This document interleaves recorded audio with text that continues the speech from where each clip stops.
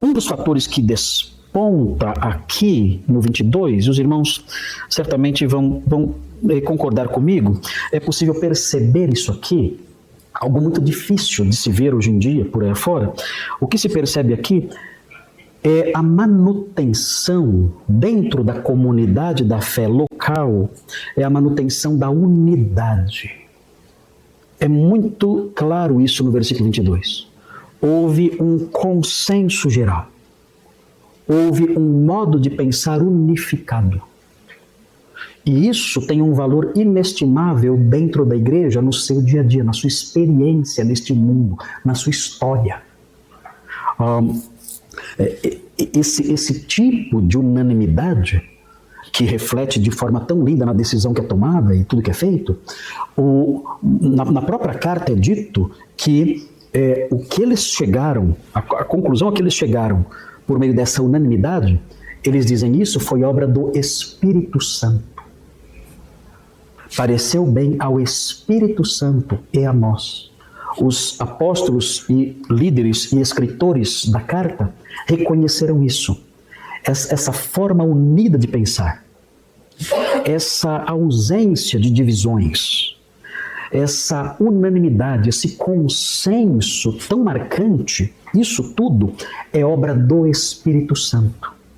E isso é tão sério no Novo Testamento que o apóstolo Paulo, ele estimula as igrejas a manterem isso ao máximo. O que não pode acontecer é haver aquele irmão ou aquele grupo de irmãos que é sempre do contra. Sempre. Sempre.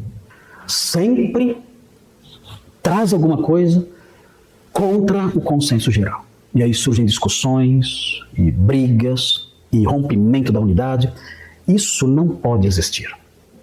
Isso não, quando a questão é de preferências pessoais, visões individuais, nós temos que aprender a manter a unidade, a ceder em prol da unidade. E isso tem algo a ver com a teologia, não é questão de paz social.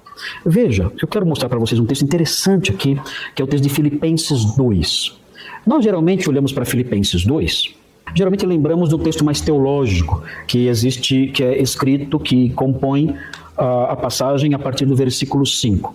Mas notem o comecinho do capítulo 2 de Filipenses. Vejam. Se há, pois, alguma exortação em Cristo, alguma consolação amorosa, alguma comunhão gerada pelo Espírito Santo, se há entranhados afetos e misericórdias, ou seja, se há em vocês uma misericórdia e um afeto que vem de dentro, do mais profundo de vocês, ele diz, completai a minha alegria, diz o apóstolo Paulo aos Filipenses. Completai a minha alegria de modo que penseis a mesma coisa.